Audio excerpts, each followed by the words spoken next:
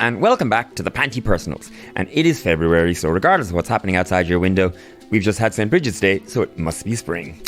And with the perfect timing I'm known for, and great serendipity, my guest today is Edel Meade, a woman who's so in tune with that ancient Celtic goddess that her last album is called Brigids and Patricias, and gives voice to the stories and experiences of women in Ireland, from Bridget Cleary to the cervical cancer scandal.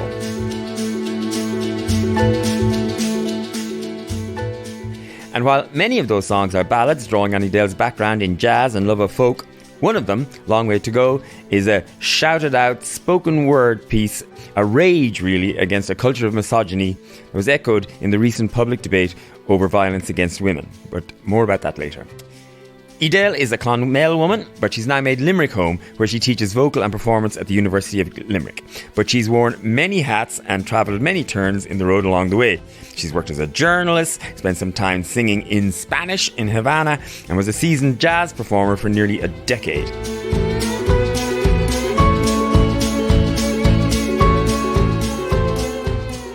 Edel, welcome to the Panti Personals. Thank you so much. You're a bit like Madonna, aren't you? Constantly reinventing yourself. And I'm very impressed and somewhat inspired, I have to say, at your sort of openness to learning new things and changing, because apparently your lockdown was mostly about taking whole loads of online classes. You've been learning the tin whistle by Zoom. You've been mentored in Shanno singing. But first, because we have just had St. Bridget's Day, I want to talk to you about that, because you do sort of have a special kinship with her. And I should probably just say, for the benefit of non-Irish listeners, Brigid was a pre-Christian Celtic goddess here in Ireland, and then later on, perhaps co-opted by Christianity. There was a Saint Brigid in the Christian church, and every Irish person grew up in school on St. Bridget's Day making these little crosses that we traditionally make. And she's a very popular, revered, well-loved saint and pre-Christian goddess, a character in Irish culture, really. And this year, finally, really, Bridget has been given her own national holiday, and it's going to be a new national holiday in this country starting from next year, but this is sort of the first year that they're sort of marking it nationally. So talk to me, Edel, about your love for Bridget.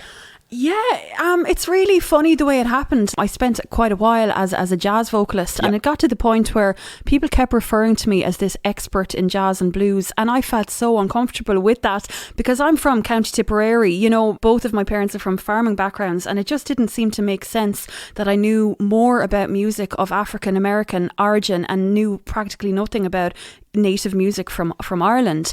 And it was around that time I started reading this book by Sharon Blackie called If Women Rose Rooted, and it's a fantastic book, and it kind of opened my imagination. And all of a sudden then I found out that this woman Sharon Blackie was based in the UK, and she was going to be giving a talk at the Brigid of Faughart Festival.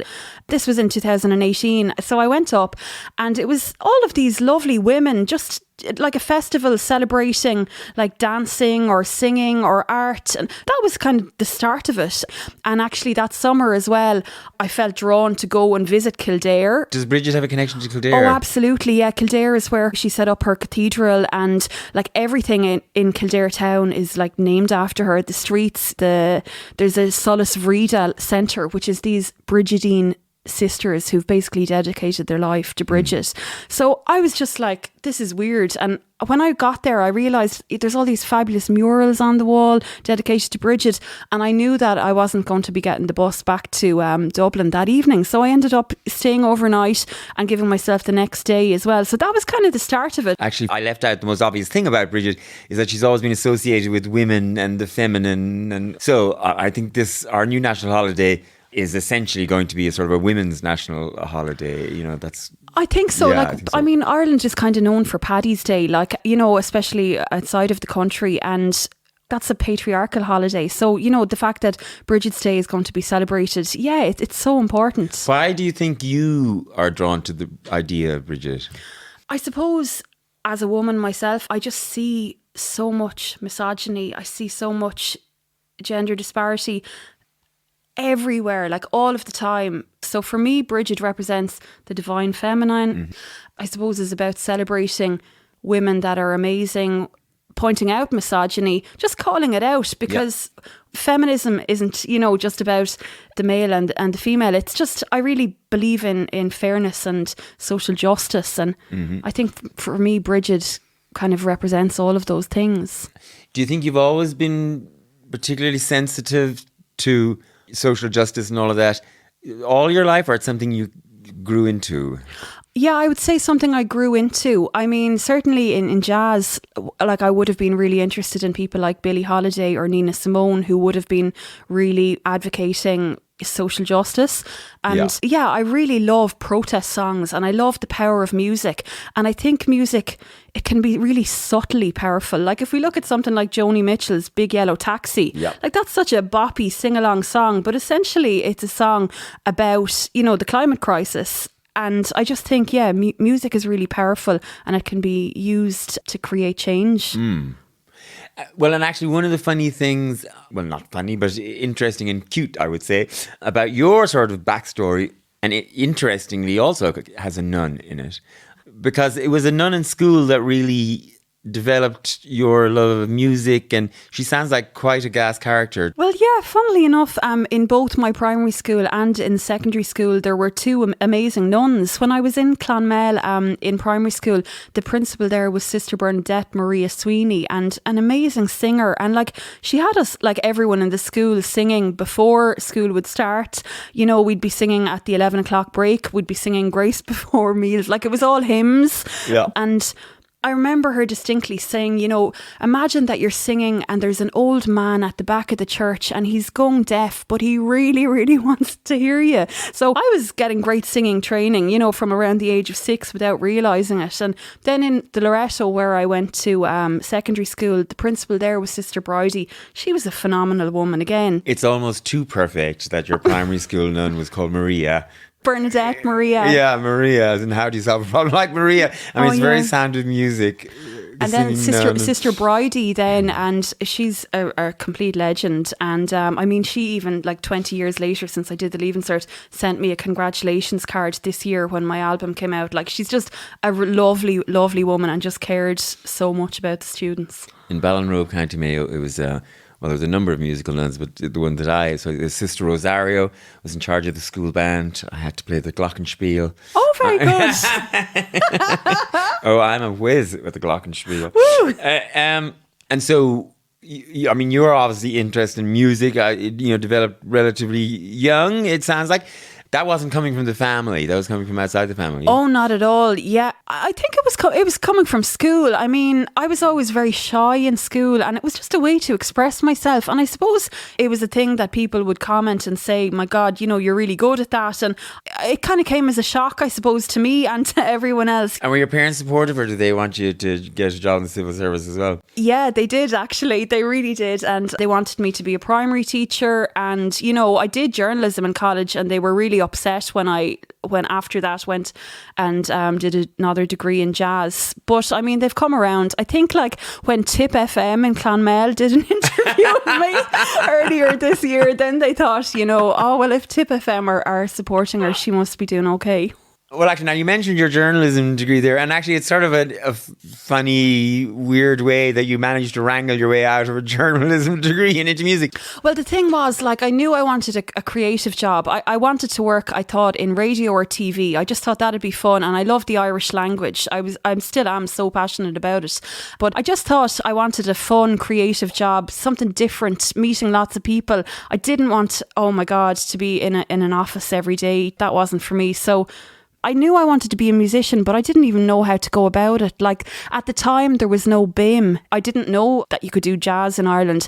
And I was never drawn to opera. So I didn't actually have any idea how I would go about being a musician or a singer. And I didn't know anyone who was doing that down in Clonmel. So am I right in thinking that you were doing the journalism course, and it was the journalism course that gave you the opportunity to go to the States? Yeah. And then while you were there in the States, you sort of almost underhandedly started to sneak in music. Explain that to me. Yeah. Well, when I first moved to Dublin, I had no music going on in my life for the first time ever, and it was a very tough time. Like, I really missed it. And then I joined the Gardner Street Gospel Choir, which is still going strong, and absolutely loved it. I just felt like I had met my tribe, and you know, straight away I was like singing with them in the Olympia Theatre and Vicar Street. Like, it was brilliant. Then just before I had the opportunity to go to Chicago, I went to see the movie Ray, based on Ray Charles. Oh, yeah. And With Jamie Foxx. Jamie Foxx, exactly. It won loads of Oscars. I'd never heard music like that before. It just moved me in my soul. I was so enthralled. And then when I went over to Chicago, so for example, there were loads of practical radio broadcasting, television producing, jazz singing, styles for the contemporary singer.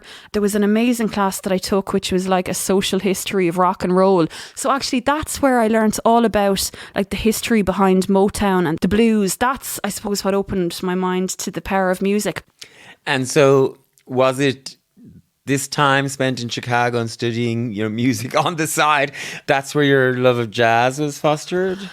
Well, it was the blues, actually, because Chicago is, so closely associated with the blues. There's amazing blues clubs in Chicago. Kingston Mines is one of them. Buddy Guy's is another. So I just loved this music. And when I then went to audition for New Park, I went in saying I want to be a blues singer. And they said to me, well, you'll do a little bit of blues. It's mostly jazz. Are you still interested? So, like, for me, I just knew that it was going to be a good education. So it felt like a good fit. Mama may have and Papa may have. God bless the child that's got his own. That's got his own. So you went to New Park and did a degree in jazz. And so when you finish studying, you start to become a performer in your own right and all that, you start harking back to sort of the tradition, the American songbook, jazz standards and stuff. Yeah, well, I suppose at the very start I would have had all this contemporary kind of avant-garde kind of music and did quite a few gigs, but there's a very limited audience for that, as you can imagine. So I realised, okay, if I want people to actually show up to my gigs, it would be good to start singing some jazz standards. And I did a tour of all Billie Holiday's music, and again, it was sort of a way of how can I connect with people? How can I let them know who I am? I knew that I wanted to be doing my own music, but you need to connect with people as well, and that just seemed like a way.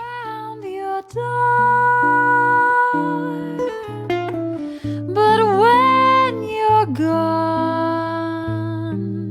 splendid as they don't come no more. Rich relations give crust of bread and such. You can help yourself, but don't take too much. Mama may have and Papa may have, but God bless the child that's got his own. That's got his own. But so your jazz, career continues, but how the hell do you end up in Havana singing in Spanish? Like, I remember a good few years ago, I just was in a bookshop, Hodges and Figgis or something, and saw a travel book of Cuba and saw all the pictures of those old cars and, the pastel coloured buildings. Yeah. And it just looks so romantic and idyllic. I was like, oh my God, I have to go there. And then I came across a course that was being run by a man called Clive Fenner. He was based in London, and he used to take a group over to Havana and run a music school. So I was like, oh my God, amazing, I have to do that. So I ended up going over there. I mean, I was the only Irish person, and ended up singing in Spanish, just learning phonetically. So it was brilliant fun. But while I was there, it just struck me, hang on, you're singing in Spanish now, you still know nothing about music from Ireland. Get a grip. But isn't it interesting that you had to go all the way to Cuba to be inspired to learn more about Irish music? I suppose we don't often realise what's great on when we're right there in the centre of it. But like when I was in Cuba and going to sleep at night, I could hardly get to sleep because there was so much live music. Like, it's everywhere. And then when I came back, like, I noticed people were comparing Cuba to Ireland, saying that they're two of the countries in the world where their traditional music is so important and it's everywhere. And that's really what awoke the interest in Irish music for me. And so, like, you came home and... So I came home and left my life in Dublin, where I'd been for 16 years, and moved to Limerick. And then I did an MA in songwriting, and then straight away did another MA in Irish traditional music performance. And now I'm doing sean-nós singing and tin whistle lessons, and like I can play trad music on the piano. I could never do that before. You're a fabulous advertisement for lifelong education, aren't you? I just love it. Like, it gives me energy, and I don't watch TV. I gave up TV, so I kind of try and use my time wisely. And so if you sat down on a train journey beside somebody and you got into that chat that you have with someone on a train, and they said, so what do you sound a musician? So what kind of music do you do? What do you say now? It's kind of a tough one. I don't think my music really fits in a box. It's kind of contemporary folk. You questioning yourself as you're saying that. Yeah, exactly. Well, perhaps this is a case of show, don't tell. And so you're going to do 2 songs for us today. Tell us about the first one. The first one is called Song of the Seal, and it's based on the Selkie legends. So when I was studying in UL, I learnt about the Selkies, and... Selkies are kind of Irish mermaids, right? Yeah. And the idea being like a seal, a woman who is half seal, half human. And, she might be swimming in the water, and at certain times of the year, she can shapeshift into human form. Usually how the story goes is she's bathing on the shore. She's absolutely stunningly beautiful. Some fisherman spies her, steals her coat, her seal skin, and then she has to marry him. And it's just so unfortunate because she's never happy, even though she might be reasonably happy with, the kids and everything. She's always longing to be somewhere else. But then even if she does return back to the water, she really misses her kids. I'm just smiling to myself because all of these legends around the world about mermaids and that, they're always super hot. So I was thinking, what are fishermen? The mer creatures are never, these ugly trolls. They're always super hot babes. Did you write this song or it's a... Yeah, basically the chorus of it, which is a yawn that I came across that. It's said to be the cry of the seal woman herself. And I based the song around that. Lovely. So let's hear it.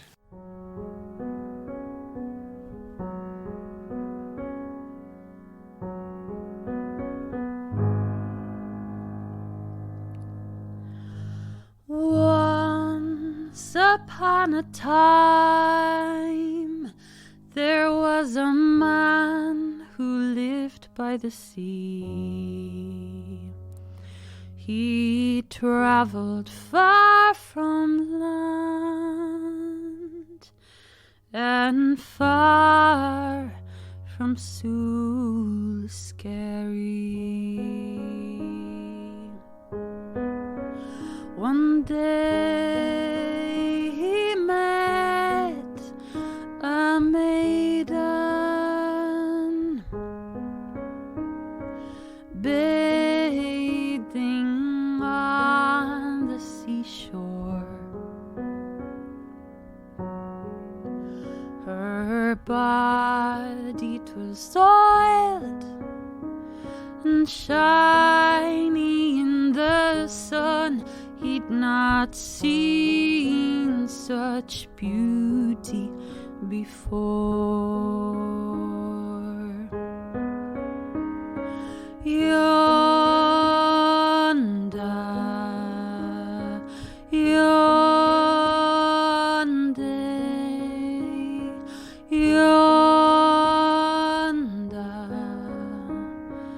oh, daddy.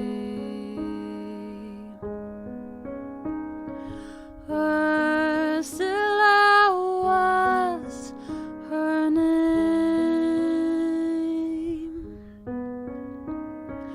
Ursula Rowan, said she.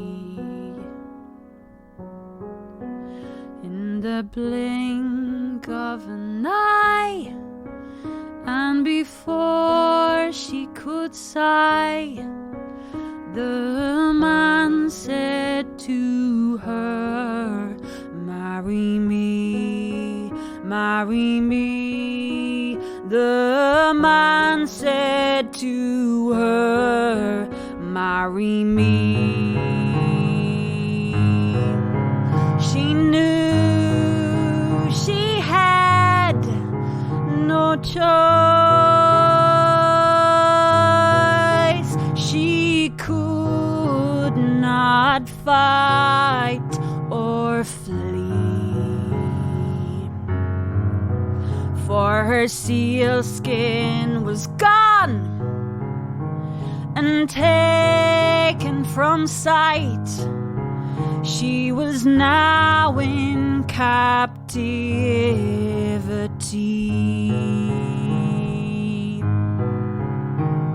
Yonda, yonde, yonda, o daddy. She gave to him 3 children.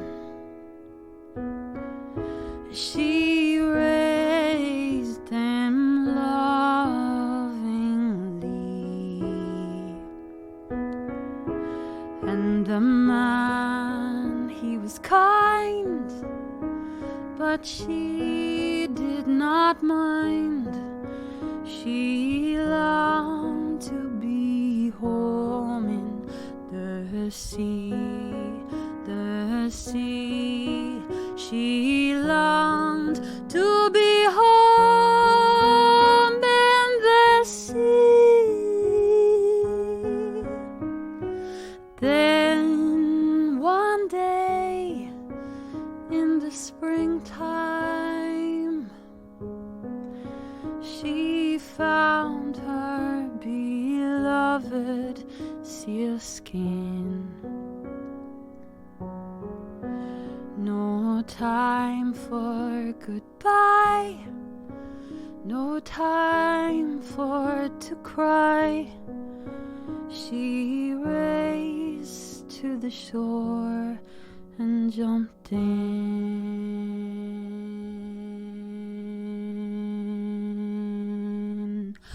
No happily ever after, her poor heartbroken family.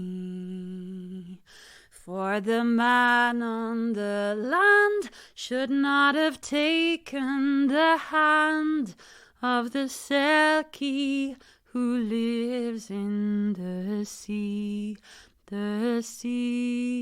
of the Selkie who lives in the sea. Yonda, yonde, yonda, o daddy. Hey yondanda, hey yondanda, hey yondanda, o daddy.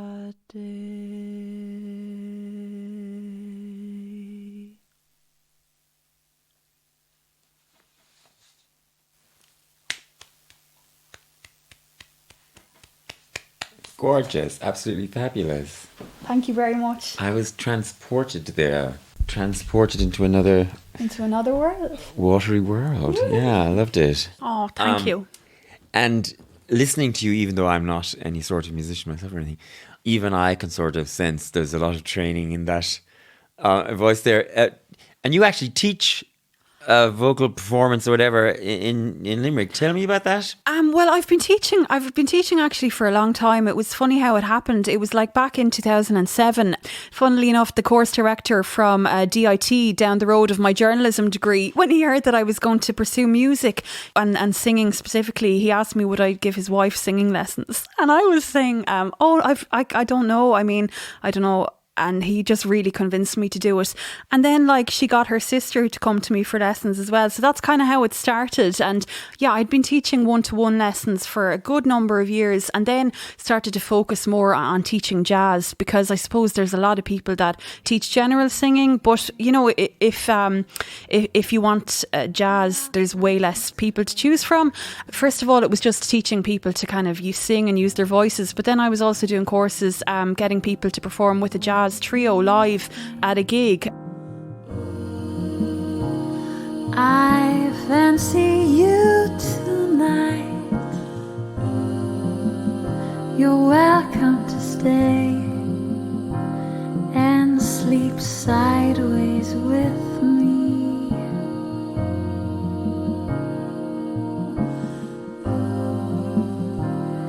I like your company.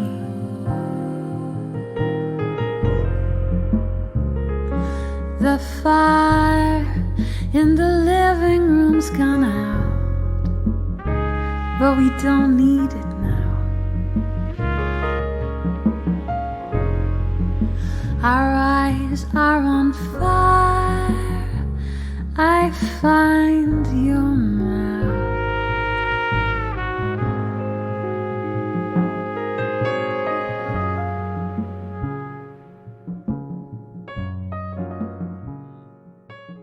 Then when I moved to Limerick, they started, I was doing my master's in the Irish World Academy, and they have various performing arts degrees. So they just invited me to teach there. So it's been lovely. Yeah, I mean, I really enjoy particularly working with people who are committed, like in the sense that they're there doing a degree in voice. Yeah. So they take it really seriously. And yeah, it's very enjoyable work.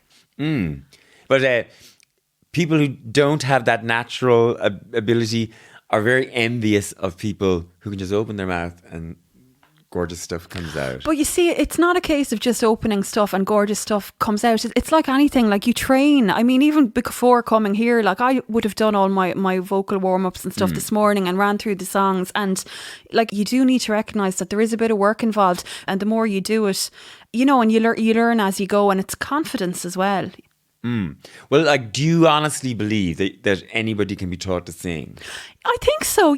Anyone that I've ever worked with who hasn't been super confident has always ended up being way better than they thought, or they might have had one bad experience. So they're singing and they're like that and their whole body is tense. But like, once you spend a bit of time getting them to relax, because physical warm-ups are a huge part of it. Are you thinking singing might be a new... No, but I've always thought of myself as somebody who's not musically gifted and not, you know, able to sing very well. I think I can do the story selling part of a song. So like if I'm forced to do a song, like for example, this chimes very beautifully with your work and your last album, because I would say one of my favorite songs to sing in public is Patricia the Stripper. Because it's a story. You're just telling a story to a rhythm, and obviously there's some singing involved, but it's not, you know, it doesn't depend on the, you know, the sort of the musical tone of your voice. If you can tell the story and sell it, it's a really fun thing to do. But that's it. And everyone can find a way that works for them. Like obviously Whitney Houston, Aretha Franklin, Adele, these are people that are incredible singers. But yeah, as you said, and particularly with jazz, I've learned that it's not about the voice essentially, it's about what you do with it. Yeah. Blue moon, you saw me standing alone, without a dream in my heart, without a love of my own. Blue moon. Well, maybe I'll give it some thought. I actually want to come back to the album and some of the songs in particular. Basically, the album Brigids and Patricias, it's really stories of women and what it is to be a woman today, right? Yeah, absolutely. I was just like, I suppose, looking at my own life and trying to make sense of the world around me. And I suppose, like with Song for Bridget Cleary, for example, that's a true story that happened just out the road from where I grew up, with Long Way to Go, which is a very kind of provocative piece. Okay, well, let's talk about the Bridget song first, because interestingly, we had Maya Sophia, the folk singer, on the podcast a while back, and she also has a song about right. Hers is called "The Wife of Michael Cleary," but it's also the story of Bridget Cleary. For people who don't know this really kind of shocking story, tell us the story. Bridget Cleary disappeared from her home. 26 years old and a sight to behold. Some said the fairies led her away. Fairy fae, tell to me, pray. Yes, so the year, it was 1895, and it was in a place called Ballyvadley, County Tipperary, which is just outside Feathered, which is, 15 minutes outside of Clonmel. And this young woman, Bridget Cleary, was married to a man called Michael Cleary. They met in Clonmel. Anyway, they got married and they got a good house. And it was a very, very small rural village. And she was going around making her own clothes. So she was a very industrious, sort of forward-thinking woman. Anyway, what happened was she got really, really sick at one point, and the priest had been brought in to give her the last rites. Michael Cleary, her husband, got it into his head that she had been abducted by the fairies. This wasn't his wife, Bridget. This was a fairy changeling that had been left in her place. And what happened was he had like an oil lamp and held it up to her, and she essentially was burnt to death. What's really shocking about it is there was loads of other people in the house at the time. Her husband and father, her aunt and 4 cousins, arrested and charged with her murder. 26 years old, how could this unfold? Some said the fairies led her astray. And he had them all convinced that this wasn't Bridget. And the court case took place. He was charged with manslaughter, and he said no. So it's a story that has really just fascinated people ever since. I mean, it was on the cover of every newspaper in Ireland, England. It was even covered in the New York Times. And I suppose it was also very significant because we were looking for home rule at the time, and they used that against us, saying that, oh, sure, like those people are going around, killing each other over fairies, savages. There's a lot to it. I find it really fascinating. 26 years old, her story untold. He said the fairies led her astray. Fairy fae, tell to me, pray. What happened to this fair lady?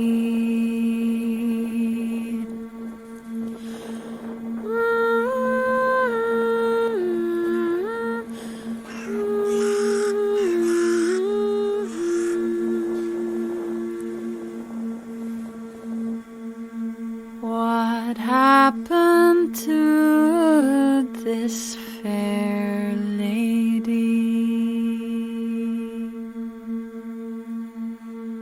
Are you a witch or are you a fairy? Are you the wife of Michael Cleary? It is fascinating because there are so many layers to it, Yeah. and your suspicions are aroused in so many ways. Yeah. Was he just trying to kill her? You know, was the whole thing a fake? Well, how much of it did he really believe? How did her family and the neighbors who were in the house at the time, were they on board with it? Like, it's so crazy. Exactly. And there's a wonderful book by Angela Burke which really goes into it in great detail.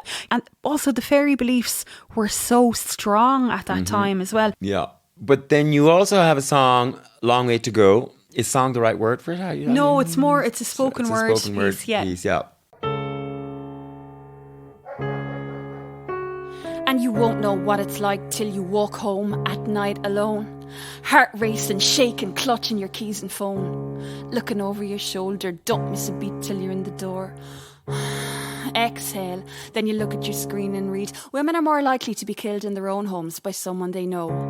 We've a long way to go. We've a long way to go. And it is looking more at the situation today. You're referencing a lot of women, including Bridget, but then more contemporary, Savita. Yeah, Savita, Ashling. Yeah, that's a piece that I really just felt completely compelled to write. I was doing my MA songwriting at the time, and we just had a lecture about Damien Dempsey, and the teacher had played some of his music, and I really liked that idea of just spitting it out and saying it as it is. And then there was also another wonderful songwriter called Steo Wall, who was in visiting. Do you know Steo? He's a good friend of mine, and it's interesting. The two men you mentioned have both been guests here with us. Yeah. So like I heard the two of those guys kind of within a week of each other, and it just hit me in a way that music didn't. It was just the bare truth. And I thought, okay, I'm going to try and write a spoken word.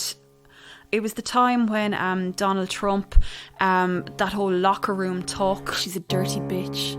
She's a slut. She's a whore. What was she wearing? She wanted it for sure. Where's her husband? Grab him by the pussy, said the ruler of the land. Crooked.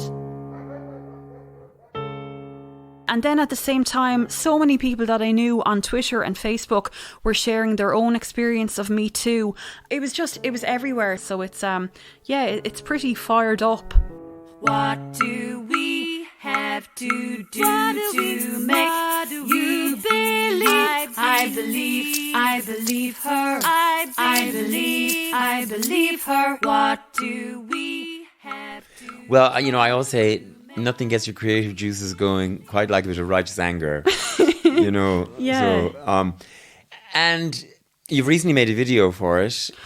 Well, it was a while ago now, but it was about a year ago. But I suppose Really, we're but doesn't just it reference Ashling in the video? What about our vision?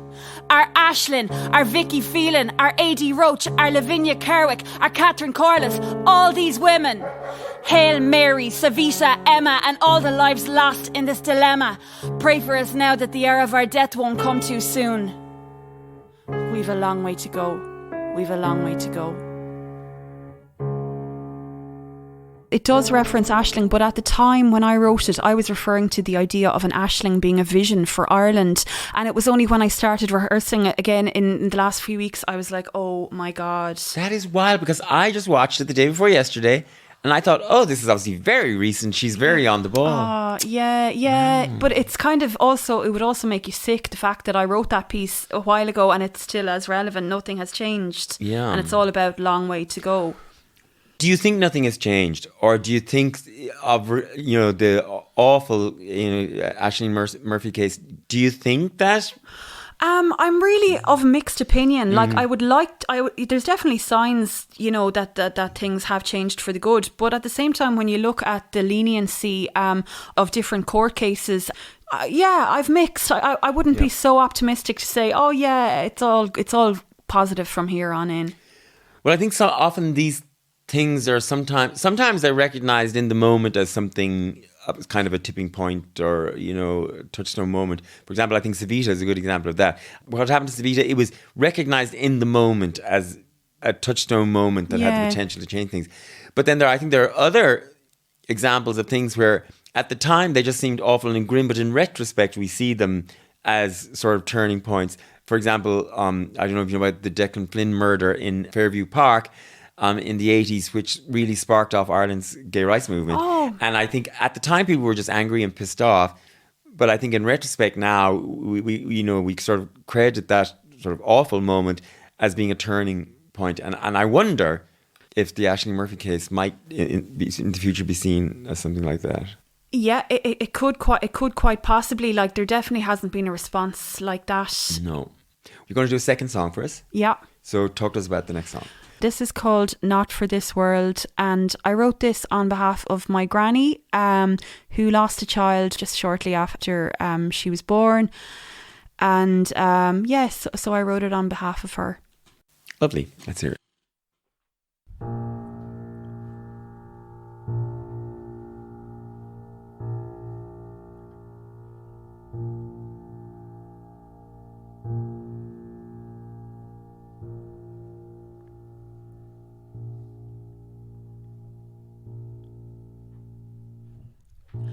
I know you know the way back home.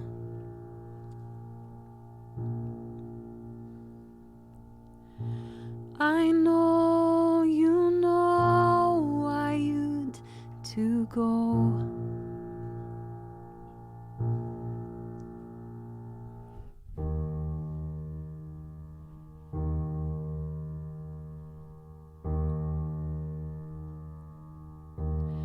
You're not for this world.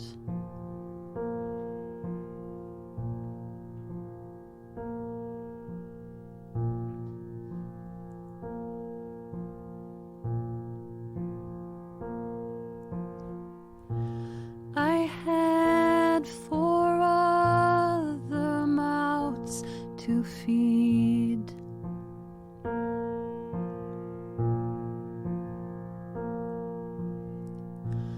There was no time for me to grieve. So I carried grief like I carried you, but for longer.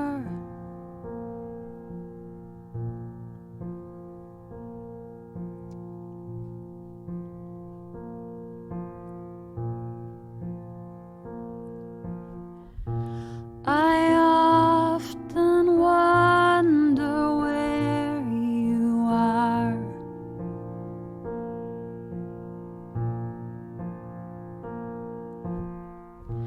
Twinkle, twinkle, little star.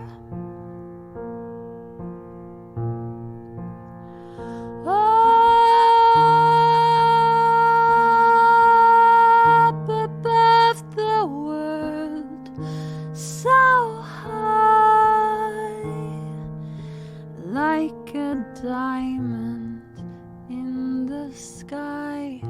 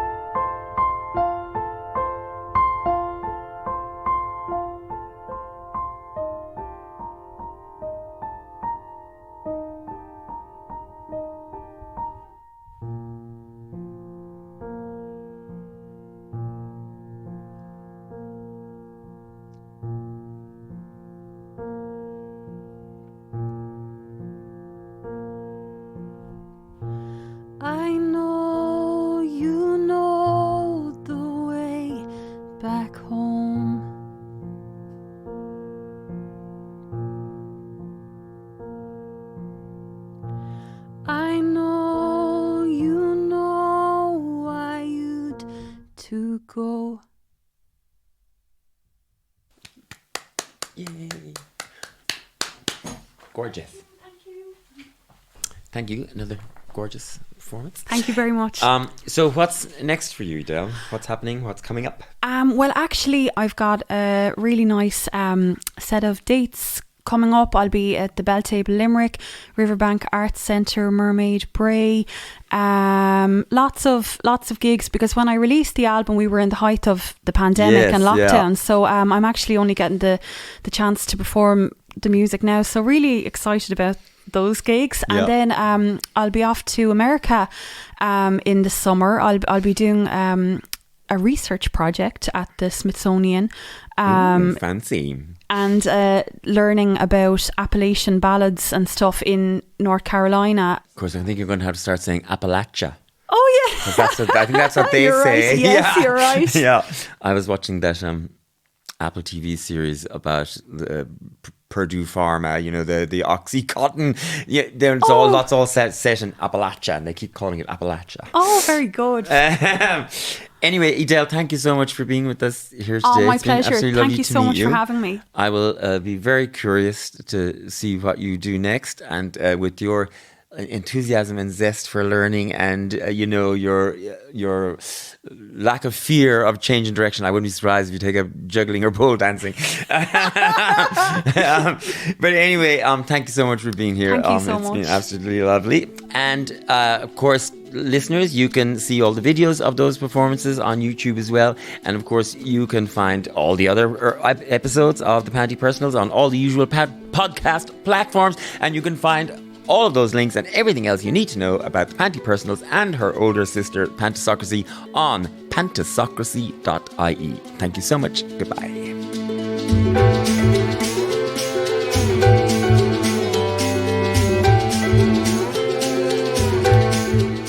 Thank you so much. I'd hardly let you get a word in. I feel like I was that's talking all the whole good. time. No. Good talkers are good. Well, thank you so much. A real pleasure to meet you. Lovely I've been to meet you. tuned in for so long, and just when I was watching the Living with Lucy as well, I was like, just really excited.